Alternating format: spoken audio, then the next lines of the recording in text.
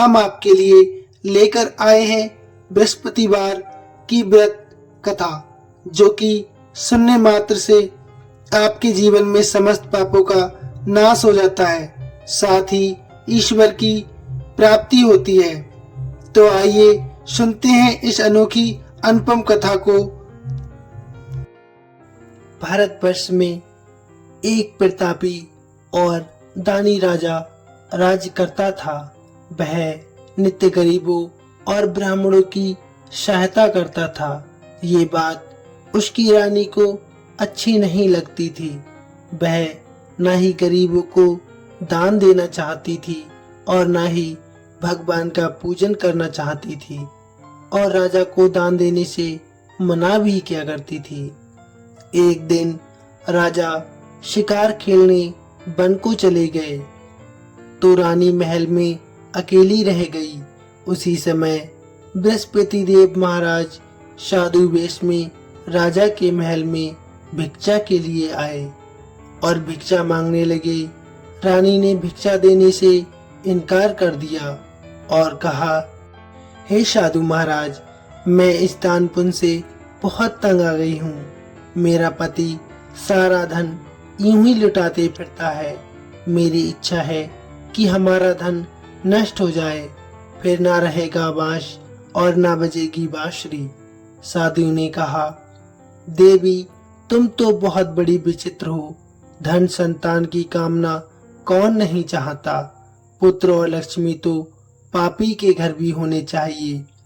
यदि तुम्हारे पास अधिक धन है तो भूखों को भोजन दो, प्यासों के लिए प्याऊ लगवाओ, मुसाफिरों के लिए धर्मशालाएं खुलवाओ। जो निर्धन अपनी कन्या का विवाह नहीं कर सकता, उनका विवाह करवाओ। ऐसे अनेक काम हैं जिनके करने से तुम्हारा यश लोक परलोक में फैल जाएगा। परंतु रानी पर इस उपदेश का कोई प्रभाव नहीं पड़ा। वह बोली, महाराज, आप मुझे कुछ न समझाएं।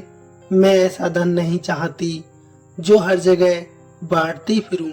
साधु ने उत्तर दिया, यदि तुम्हारी ऐसी इच्छा है तो तुम्हारे साथ ऐसा ही होगा। तुम ऐसा करना कि बृहस्पतिवार को घर लीपकर पीली मिट्टी से अपना सिर धोकर स्नान करना, भट्टी चढ़ाकर कपड़े धोना। ऐसा करने से आपका सारा धन नष्ट हो जाएगा। इतना कहकर साधु महाराज वहां से आरोप हो गए। साधु के अनुसार कही बातों को पूरा करते हुए रानी को केवल 3 ही बृहस्पतिवार बीते थे कि उसका समस्त धन नष्ट होने लगा। भोजन के लिए राजा का परिवार तरसने लगा। तब एक दिन राजा ने रानी से बोला कि हे रानी, तुम यहीं रहो, मैं दूसरे देश को जाता हूँ, क्योंकि यहाँ पर सभी लोग मुझे जानते हैं, इसलिए मैं कोई छोटा कार्य नहीं कर सकता हूँ। ऐसा कहकर राजा परदेश चला गया। वहाँ जंगल से लकड़ी काट कर लाता और शहर में बेच देता था। इस तरह वह अपना जीवन व्यतीत करने लगा। इधर राजा के परदेश जाते ही रानी और दासी बहुत दुखी रहने लगी। एक बार जब रानी और दासी को 7 दिन तक बिना भोजन के रहना पड़ा तो रानी ने अपनी दासी से कहा, हे दासी, आप पास ही के नगर में मेरी बहन के पास चली जाओ। वह बहुत बड़ी धनवान है। तू उसके पास जाकर कुछ ले आ ताकि थोड़ी बहुत गुजर बसर हो सके। दासी रानी की बहन के पास चली गई। उस दिन सौभाग्य से गुरुवार था और रानी की बहन उस समय बृहस्पतिवार व्रत की कथा सुन रही थी। दासी ने रानी की बहन को अपनी रानी का संदेश सुनाया, लेकिन रानी की बहन ने कोई उत्तर नहीं दिया। जब दासी को रानी की बहन का कोई उत्तर नहीं मिला तो वह बहुत दुखी मन से और क्रोध में आते हुए वापस आ गई। दासी ने वापस आकर रानी को सारी बात बता दी। सुनकर रानी ने अपने भाग्य को ही कोसा। उधर रानी की बहन ने सोचा कि मेरी बहन की दासी आई थी, परंतु मैंने उससे कुछ नहीं बोला, इससे वह बहुत दुखी हुई होगी। कथा सुनकर और पूजन समाप्त करके प्रसाद ग्रहण करने के उपरांत वह अपने बहन के घर आई और कहने लगी, हे बहन, मैं बृहस्पतिवार का व्रत कर रही थी। तुम्हारी दासी मेरे घर आई थी, परंतु जब तक कथा होती है तब तक ना ही उठते हैं और ना ही बोलते हैं, इसलिए मैं नहीं बोली। कहो दासी क्यों गई थी? रानी बोली, बहन तुमसे मैं क्या छुपाऊं, हमारे घर में खाने के लिए अनाज तक नहीं है। ऐसा कहते कहते रानी की आंखों में आंसू आ गए। उसने दासी समेत पिछले 7 दिनों से भूखे रहने तक का सारा बयान अपनी बहन को विस्तार पूर्वक सुना दिया। रानी की बहन बोली, देखो बहन, भगवान बृहस्पति देव सबकी मनोकामना को पूर्ण अवश्य करते हैं। देखो शायद तुम्हारे घर में अनाज रखा हो।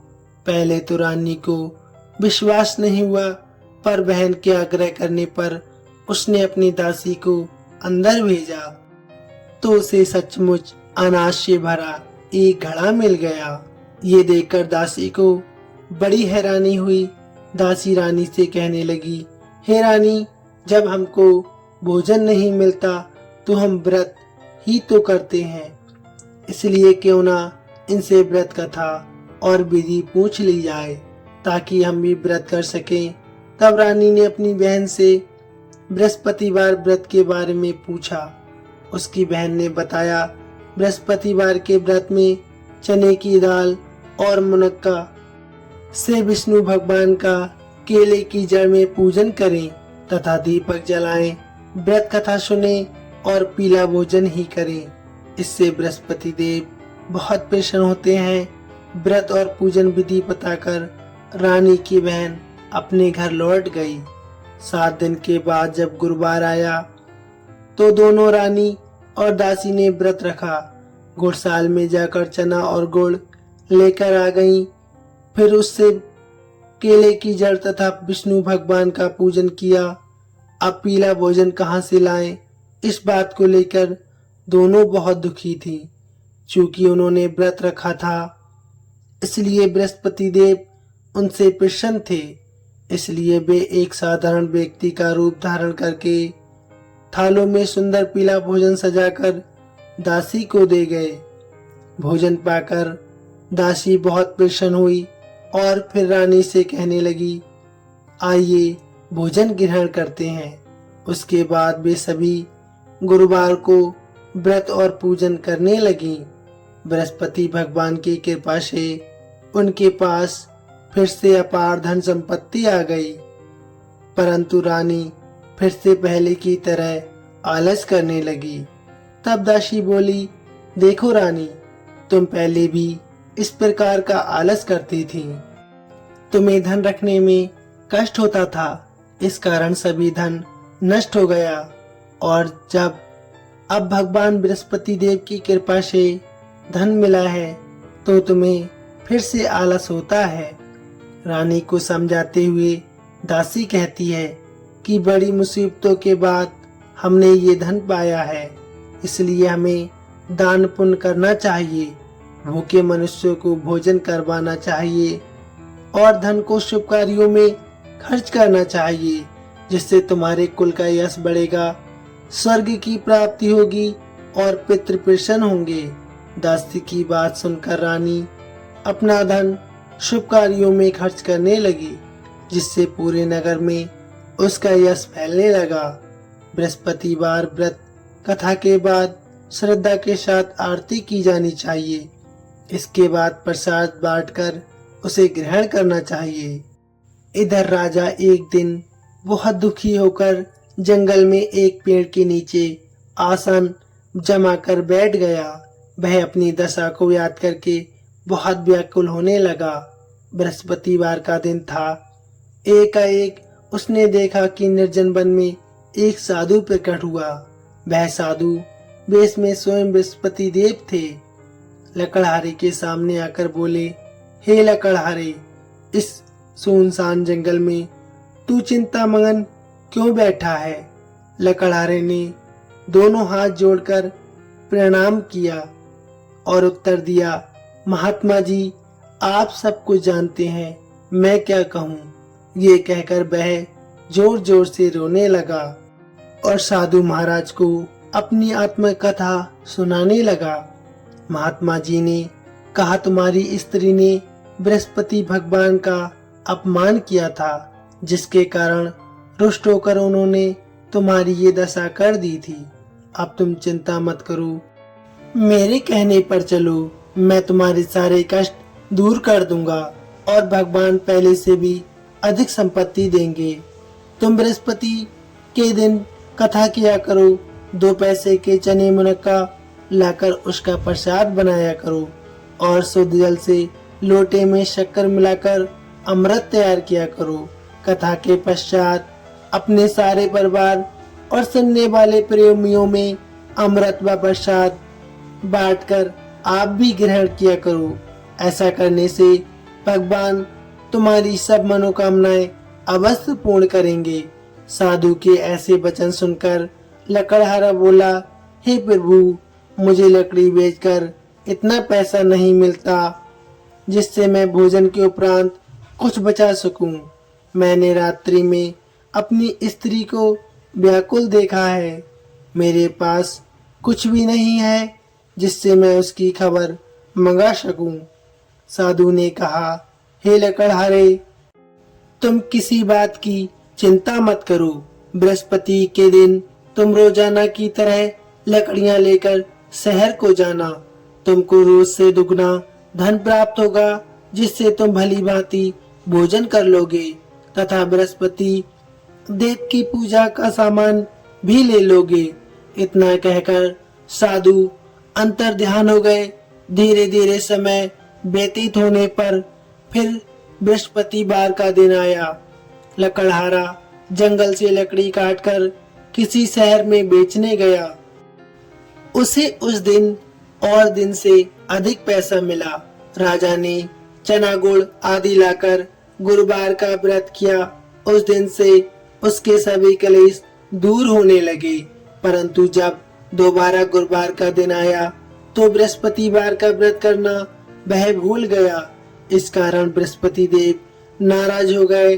उस दिन उस नगर के राजा ने विशाल यज्ञ का आयोजन किया था तथा शहर में ये घोषणा करवा दी थी, कोई भी मनुष्य अपने घर में भोजन ना बनाए, ना आग जलाए। समस्त जनता मेरे यहाँ पर भोजन करने आए। इस आज्ञा को जो न मानेगा उसे फांसी की सजा दी जाएगी। इस तरह घोषणा संपूर्ण नगर में करवा दी गई। राजा की आज्ञा अनुसार शहर के सभी लोग भोजन करने गए, लेकिन लकड़हारा कुछ देर से पहुंचा। इसलिए राजा उसको अपने साथ अपने घर ले गए और ले जाकर भोजन करा रहे थे तो रानी की दृष्टि उस खूंटी पर पड़ती है जिस पर उसका हार लटका हुआ था। वह वहां पर दिखाई नहीं दिया। रानी ने निश्चय किया कि मेरा हार इस मनुष्य ने चुरा लिया है। उसी समय सिपाहियों को बुलाकर उसको कारागार में डलवा दिया गया। जब लकड़हारा कारागार में पड़ गया और बहुत दुखी होकर विचार करने लगा कि ना जाने कौन से पूर्व जन्म के कर्म से मुझे ये दुख प्राप्त हुआ है। उसी साधु को याद करने लगा जो जंगल में मिला था। उसी समय तत्काल बृहस्पति देव साधु के रूप में प्रकट हुए और उसकी दशा को देखकर कहने लगे, अरे मूर्ख, तूने बृहस्पति देव की कथा नहीं करी, इस कारण तुझे दुख प्राप्त हुआ है। अब चिंता मत कर, बृहस्पतिवार के दिन कारागार के दरवाजे पर 4 पैसे पड़े मिलेंगे तुझे। उनसे तू बृहस्पति देव की पूजा करना, तेरे सभी कष्ट दूर हो जाएंगे। बृहस्पतिवार के दिन उसे 4 पैसे पड़े मिले। लकड़हारे ने कथा कही उसी रात्रि को बृहस्पति देव महाराज ने उस नगर के राजा को स्वप्न में आकर कहा, हे राजा, तुमने जिस आदमी को कारागार में बंद कर दिया है वह निर्दोष है, वह राजा है, उसे छोड़ देना। रानी का हार उसी खूंटी पर लटका मिलेगा। अगर तू ऐसा नहीं करेगा तो मैं तेरे सारे राज को नष्ट कर दूंगा। इस तरह रात्रि के स्वप्न को देखकर राजा प्रातःकाल उठा और खूंटी पर हार देखकर लकड़हारे को बुलाकर क्षमा मांगी तथा लकड़हारे को योग सुंदर वस्त्र आभूषण देकर विदा कर दिया। बृहस्पति देव की आज्ञा अनुसार लकड़हारा अपने घर को चल दिया। राजा जब अपने नगर के निकट पहुंचा तो उसे बड़ा आश्चर्य हुआ। नगर में पहले से अधिक बाग, तालाब, कुएं तथा बहुत सी धर्मशाला, मंदिर आदि बन गई हैं। राजा ने पूछा, ये किसका बाग और धर्मशाला है? तब नगर के सब लोग कहने लगे, ये सब रानी और बांदी के हैं। तो राजा को बहुत आश्चर्य हुआ और गुस्सा भी आया। जब रानी ने ये खबर सुनी कि राजा आ रहे हैं तो उन्होंने बांदी से कहा, हे दासी, देख राजा हमको कितनी बुरी हालत में छोड़ गए थे। हमारी ऐसी हालत देखकर वह लौट ना जाए, इसलिए तू जा, दरवाजे पर खड़ी हो जा। आज्ञा अनुसार दासी दरवाजे पर खड़ी हो गई। राजा आए, उन्हें अपने साथ लेवाकर ले आई। तब राजा ने क्रोध करके अपनी रानी से पूछा कि ये धन तुम्हें कैसे प्राप्त हुआ? तब उन्होंने कहा, हमें ये धन सब बृहस्पति भगवान की कृपा से प्राप्त हुआ है। राजा ने निश्चय किया कि 7 रोज बाद तो बृहस्पति देव का पूजन करते हैं, परंतु प्रतिदिन 3 बार कहानी तथा रोज व्रत किया करूंगा। अब हर समय राजा के दुपट्टे में चने की दाल बंधी रहती तथा दिन में 3 बार कहानी कहता। एक रोज राजा ने विचार किया कि चलो अपनी बहन के यहाँ हो आमे। इस तरह निश्चय किया। राजा घोड़े पर सवार होकर अपनी बहन के यहाँ चलने लगा। मार्ग में उसने देखा कि कुछ आदमी एक मुर्दे को लेकर जा रहे हैं। उन्हें रोककर राजा कहने लगा, भाइयों, मेरी बृहस्पति देव महाराज की कथा सुन लो। वे बोले, हमारा तो आदमी मर गया है, इसको अपनी कथा की पड़ी है।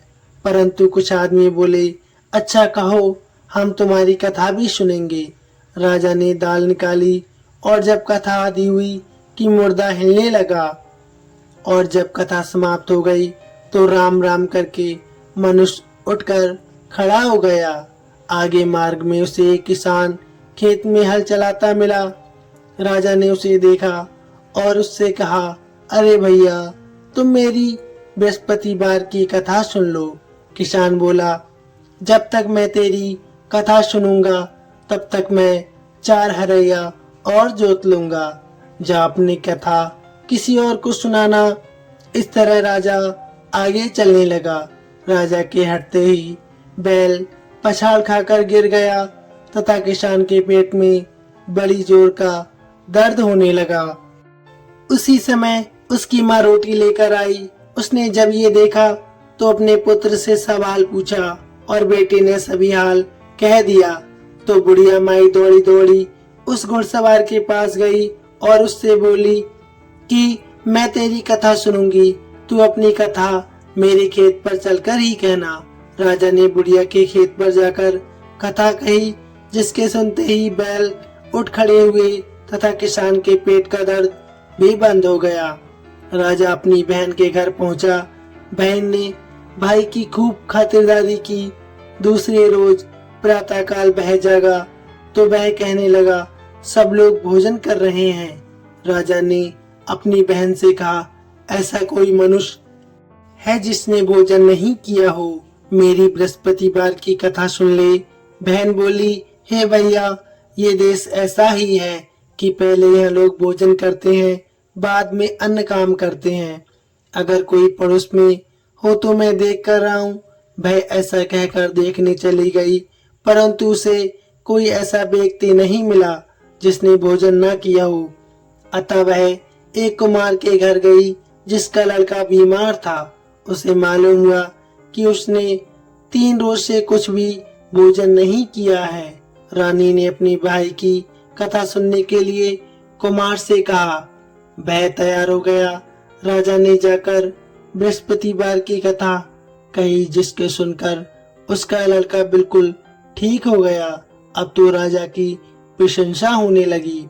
एक रोज राजा ने अपनी बहन से कहा कि बहन, हम अपने घर को जाएंगे, तुम भी तैयार हो जाओ। राजा की बहन ने अपनी सास से कहा। सास ने कहा, हाँ चली जाओ, परंतु अपने लड़कों को मत ले जाना, क्योंकि तेरे भाई के कोई औलाद नहीं है। बहन ने अपने भाई से कहा, हे भैया, मैं तो चलूंगी, पर कोई बालक नहीं जाएगा। राजा बोला, जब कोई बालक नहीं चलेगा तब तुम भी क्या करोगी। बड़े दुखी मन से राजा अपने नगर लौट आया।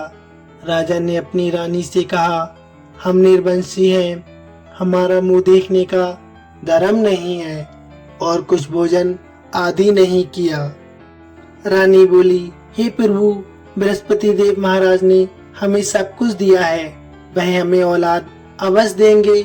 उसी रात को बृहस्पति देव ने राजा से स्वप्न में कहा, हे राजा, उठ, सभी सोच त्याग दे, तेरी रानी गर्भ से है।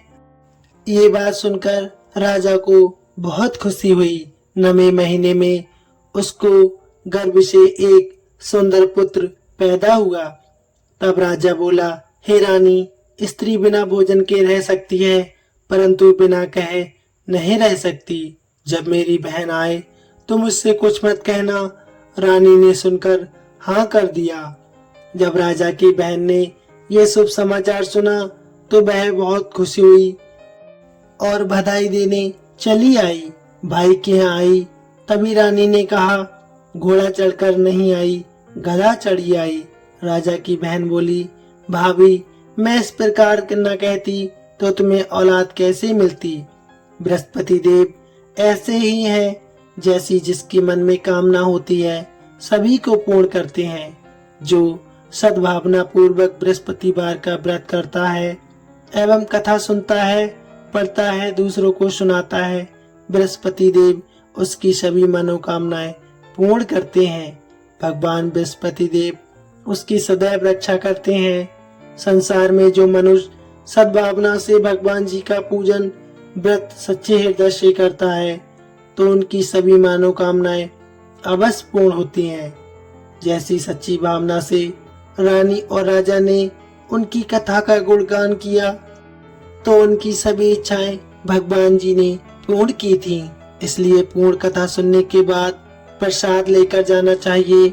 हृदय से उनका मनन करते हुए जयकारा बोलना चाहिए। बोलिए बृहस्पति महाराज की जय, भगवान विष्णु की जय।